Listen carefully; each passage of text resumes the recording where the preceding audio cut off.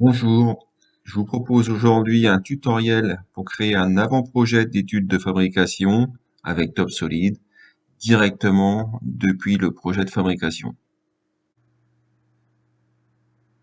On va d'abord rappeler le rôle et la position de l'APEF dans un processus de fabrication. L'avant-projet d'étude de fabrication ordonne les différentes phases nécessaires à la réalisation d'un produit, d'une pièce considérée. Il permet ainsi de reconnaître les transformations apportées au produit au fur et à mesure du processus de réalisation. Pour réaliser ce tutoriel, on va prendre comme exemple une tête de bouchon. Donc, il s'agit d'un bouchon qui sert à refermer une bouteille de champagne entamée.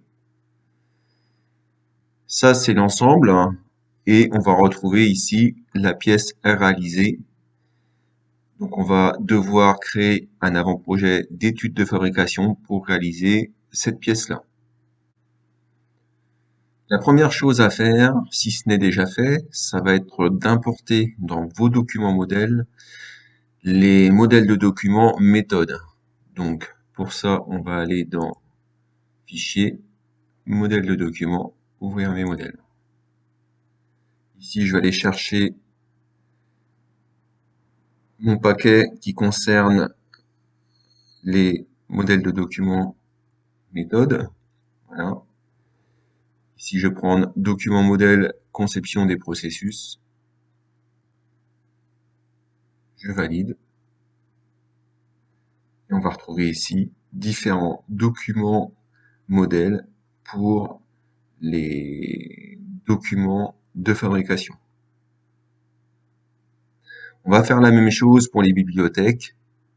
Il faudra importer dans les bibliothèques, vérifier qu'on a bien au minimum la symbolisation géométrique de niveau 1 pour l'APEF et la symbolisation technologique de niveau 2 pour les contrats de phase.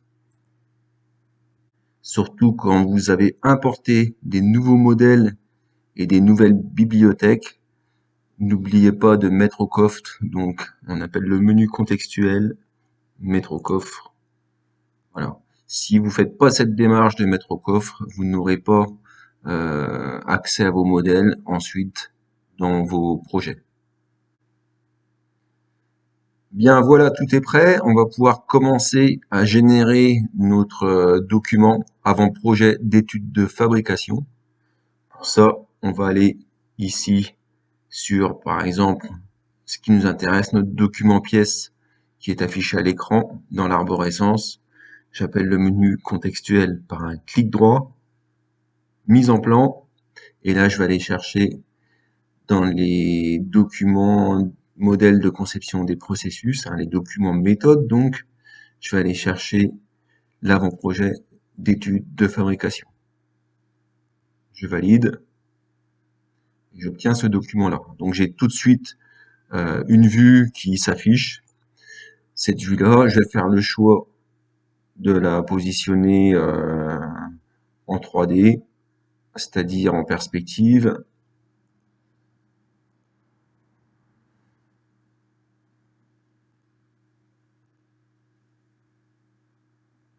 Je vais la mettre ombrée. Et en fait, ça sera ma petite vue qui va permettre de présenter la pièce. Voilà, bon, bien sûr, elle est beaucoup trop grosse. Alors, je vais vérifier dans mes échelles. Ici, j'ai un facteur de 3, je vais mettre 1. Alors, ça, c'est le facteur d'échelle absolu. Et ensuite, dans les paramètres de la vue, je vais avoir le facteur d'échelle, il est de 1. Je vais mettre 0,8. C'est encore un peu de trop. 0,7. Voilà. Ça permet d'avoir une vue globale de ma pièce. Donc, je vais retrouver dans mon avant-projet d'étude de fabrication un cartouche avec, bien sûr, le titre du document, le logo de l'établissement. La pièce, elle va se mettre normalement automatiquement en place. L'ensemble Je vais le renommer. C'est bubble stop. Voilà. Le nombre de pièces, je suis sur une série de 50 pièces. Le brut, c'est une barre en alliage d'aluminium. Donc c'est une barre diamètre 35 mm, de longueur 1 mètre. Voilà, parce que je n'ai pas d'embarreur sur ma machine, donc je suis limité dans sa longueur. La matière, c'est l'alliage 5083.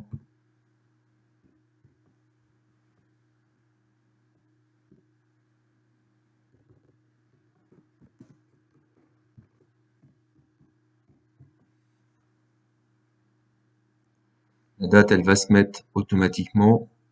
Voilà, et si vous avez un numéro de plan sur votre dessin de définition, vous reporterez bien sûr votre numéro de plan. Sous le cartouche, on va retrouver différentes colonnes. Première colonne, numéro de phase. Donc, par habitude, la phase 10, elle est réservée à la définition du brut, hein, que ce soit un brut de fonderie ou un brut issu d'une barre, une barre laminée ou une barre étirée. On va retrouver dans la deuxième colonne différentes opérations, donc tournage, fraisage, perçage, brochage, hein, ce qu'on va faire principalement lors de cette phase-là. Des éléments de mise en position, maintien en position, et les opérations détaillées, par exemple un surfaçage, etc. Troisième colonne, on va indiquer de quel type de machine il s'agit. Est-ce qu'il s'agit d'une scie, d'un tour, d'une fraiseuse, d'un centre d'usinage, d'une mortaiseuse, d'une perceuse, enfin voilà, tout ce qui peut exister comme machine de fabrication. Et dans la quatrième colonne, on installera le croquis de phase. Donc voilà, on va rappeler ici, pour générer le croquis de phase, on va rappeler une vue qui venant de la tête, que je vais positionner. Voilà. Au niveau de l'échelle, je vais la laisser comme ça pour l'instant. Je verrai un petit peu après comment je vais modifier les choses. Pour l'instant, on va s'intéresser à cette vue-là. Alors, je vais devoir modifier la vue, en fait, pour la présenter réellement comme elle sort de sa phase d'usinage, c'est-à-dire une fois les opérations de la phase réalisées. Donc pour ça, j'ai la possibilité de la modifier, hein. À ce stade-là, la FAO n'est pas encore réalisée, donc j'ai pas la possibilité, comme dans un contrat de phase, d'appeler le brut de la pièce CN après la phase d'usinage. Donc pour ça, ce que je vais faire, je vais éditer l'habillage. Éditer l'habillage, ça va vous permettre de créer des traits, de créer un profil, voilà, de retoucher la vue comme vous en avez envie, en fait, pour la représenter dans la phase. Donc je vais pouvoir retrouver ici, quand je vais éditer mon habillage, les outils d'esquisse qui vont me permettre de dessiner le contour de la pièce. Donc, par exemple ici, je vais avoir en fait une continuité du profil une fois que ma pièce sera ébauchée avant tronçonnage. Donc ça, je vais le représenter là. Donc ça, c'est ma barre. Voilà, j'ai terminé la représentation de la barre. La surépaisseur, donc c'est-à-dire que tout ça ne sera pas usiné dans cette phase d'usinage. Et j'ai également gardé un téton qui va permettre à la pièce de rester après tronçonnage. La pièce va pouvoir rester sur la barre et c'est l'opérateur qui pourra casser la pièce pour éviter qu'elle tombe dans le bac à copeaux. Voilà. Donc je vais fermer l'habillage. Et petit souci, j'ai encore ces surfaces-là qui normalement ne sont pas usinées dans la phase. Donc je vais devoir les cacher. Pour ça, je vais appeler par le menu contextuel, caché, géométrie. Je fais une fenêtre. Je sélectionne mes entités qui doivent être cachées. Voilà, je vais sélectionner également cette forme-là qui n'est réalisée en fait que dans la phase 40. Comme j'en ai pris un peu de trop, je vais restituer ces traits-là, voilà. Là, j'ai bien tout sélectionné, je valide. Donc ici, il y a des épaisseurs qui ne sont pas conformes. Si on veut, je vous montre comment on fait. Attributs géométriques. Ce sont des arêtes fictives, donc des arêtes qui sont en très fin, normalement.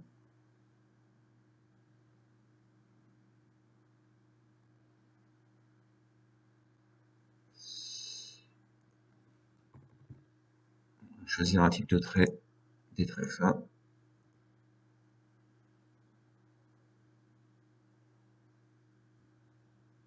Ils sont rouges, parce que j'avais utilisé le rouge précédemment. Il faut que je corrige. Voilà. Donc là, on a vraiment la pièce telle qu'elle sort de la phase d'usinage, encore attachée à sa barre. Je vais aller chercher des axes automatiques. Je valide, j'ai des axes, et bien sûr, je vais prolonger mon axe, prolonger jusque ici, avec une extension de 3 mm. Voilà. Donc là, mon croquis de phase, vous voyez, il est presque prêt. Je profitais, alors, je vais pas avoir la place ici de mettre ma symbolisation géométrique. Donc, ce que je vais faire, je vais déplacer mes lignes. Pour ça, je vais appeler la résolution du tableau, éditer, et je vais déplacer ma ligne. Alors, vous voyez que on dépasse un peu les autres. Ça me donne davantage de place. Je pourrais revenir à tout moment, déplacer ça. Vous voyez que ma vue est mobile avec la souris.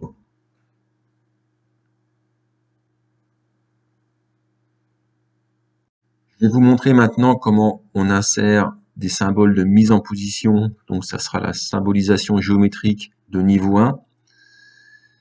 Pour cette mise en position, je vous conseille déjà, donc bien sûr, d'éditer l'habillage. Je vous conseille vraiment de mettre la mise en position dans l'habillage de la vue. Ça vous permet, comme ça, quand vous déplacez la vue, de déplacer avec les éléments associés, c'est-à-dire les symbolisations et les chiffres que vous aurez installés. Donc, ligne droite, éditer l'habillage.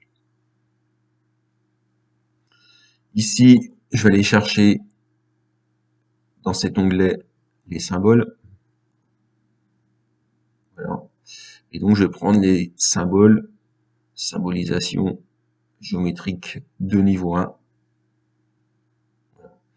Et mes symboles, ils ne sont pas présents. Ils ne sont pas présents tout simplement parce que mon projet il a été créé avant cette bibliothèque, avant que j'amène cette bibliothèque, et du coup la bibliothèque n'est pas référencée. Pas très grave, je vais aller ici dans les références, référencer bibliothèque. Bien sûr, les bibliothèques ont été installées préalablement dans mes documents, dans mes bibliothèques, hein, comme j'ai indiqué au début du tutoriel. Et là, je vais référencer symbolisation géométrique de niveau 1. Voilà, une fois que j'ai référencé ça, si je retourne ici dans mes symboles, normalement, voilà, je trouve ma symbolisation de niveau 1. Donc, je clique une fois dessus et je l'oriente avec les flèches du clavier, je l'oriente pour l'installer. Je vais faire ça plusieurs fois.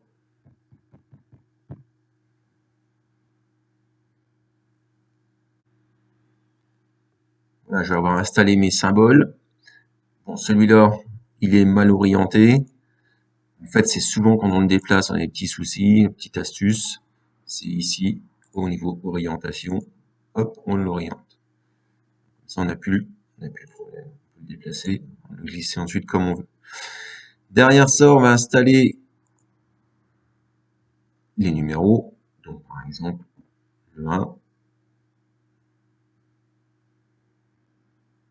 À chaque fois, je vais valider le 2.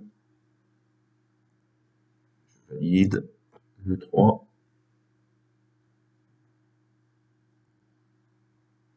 Etc., etc.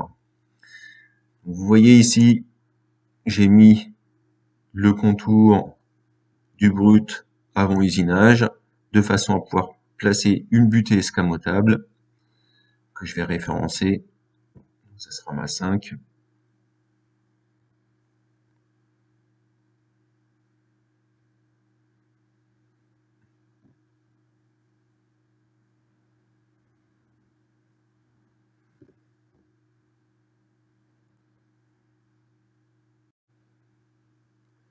Donc voilà, j'ai terminé le travail sur l'habillage de mise en position. Je ferme ici le contour rajouté. Je vais changer l'épaisseur des traits parce que c'est le contour avant usinage. Nous, ce qu'on veut représenter, c'est le contour après usinage, mais simplement je vais devoir montrer mes surépaisseurs et installer ma butée, ici qui est une butée en fait escamotable. Je vais changer l'épaisseur de mes traits pour toujours montrer le contour de la pièce finie en très fort et le brut en très fin, si je peux dire en arrière-plan. Voilà. Donc là, on va pouvoir maintenant renseigner sur cet avant-projet d'étude de fabrication le texte.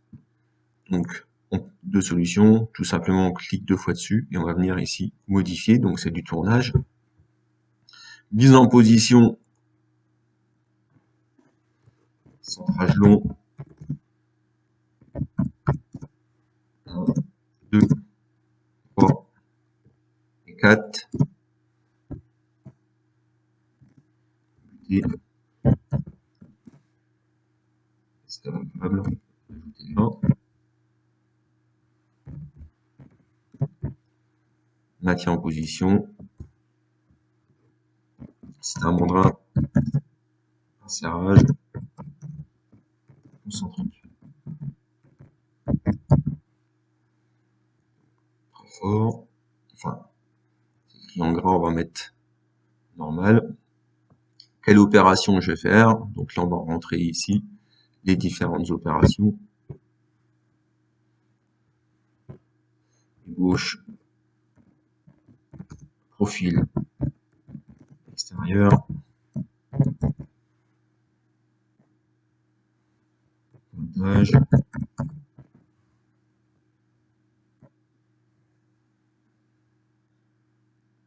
perçage, diamètre 4,2, etc., etc. Il va falloir ici, donc je valide le texte. Alors j'ai pas terminé bien sûr, hein, c'est pour l'exemple. Ici il va falloir indiquer des surfaces, des bruts. Donc pour ça, je peux aller ici, non plus dans les esquisses, mais vous allez dans l'habillage. Je vais chercher le texte simple, me suffit. Par exemple, je vais l'appeler B1. B1, ça sera tout simplement mon brut. B1. Je vais utiliser, alors ça c'est un choix personnel, une police. Ça semble pas mal. Calibri. Je vais lui demander de l'encadrer. Hop. Et voilà, je vais pouvoir placer B1. Je vais faire pareil avec B2. Je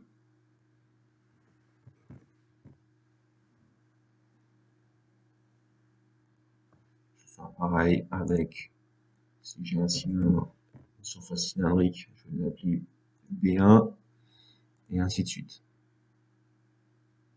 Voilà. Une fois que c'est fait, alors ne me demandez pas pourquoi, mais ici, je vais rééditer. J'arrive pas à le faire avant, mais en édition ça marche. de donner les surfaces. Voilà. B1. Donc en fait c'est le brut. Mobilité. Voilà. Autrement, au départ, il veut pas le faire. Je sais pas pourquoi. C'est l'astuce que j'ai trouvée, c'est de rééditer mes éléments. Donc ça, c'est la référence du brut. Ensuite, D1, ça sera une surface cylindrique. Je vais le placer ici.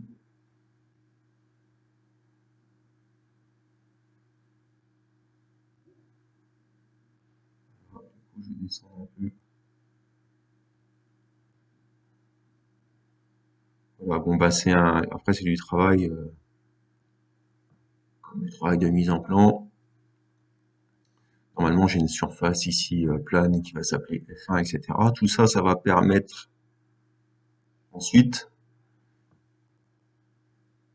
alors le centrage long, il sera sur le haut B1, la butée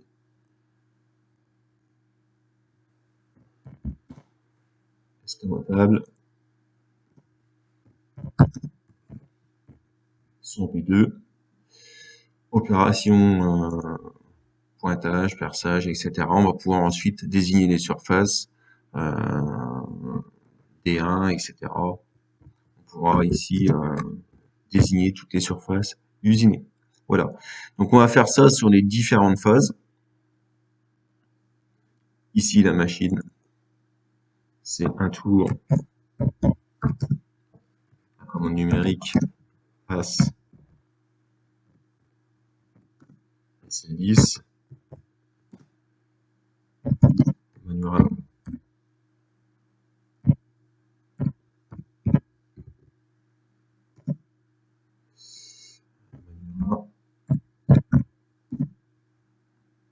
KX. 340. La machine n'est pas tout à fait assez grande. Je vais tirer un petit peu. Voilà.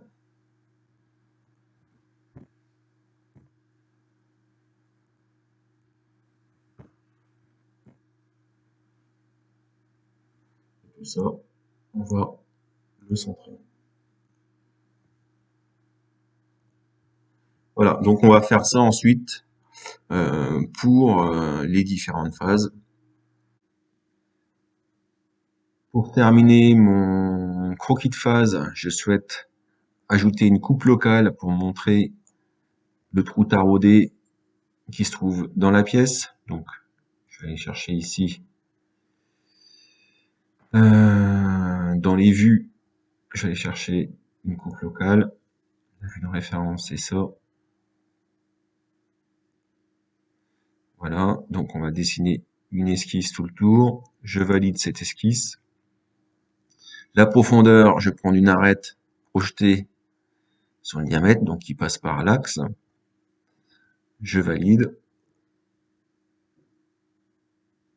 Et j'obtiens ici mon taraudage. Tout simplement, ces traits-là, c'est des traits qui ont été faits en trop. Je vais rééditer l'habillage. Je vais aller les retirer.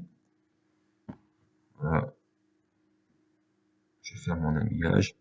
Et voilà, là, mon croquis de phase, il est suffisamment défini, suffisamment clair pour que je puisse faire apparaître mes différentes opérations. Taraudage. 5, voilà. Voilà, il va nous rester ici les couleurs de traits et couleurs et épaisseurs à gérer. Donc par habitude, tout ce qui est usiné, ça va être en rouge. Voilà, donc on va appeler les attributs géométriques. On va sélectionner tout ce qui est usiné. Ça va être en rouge. Ça aussi.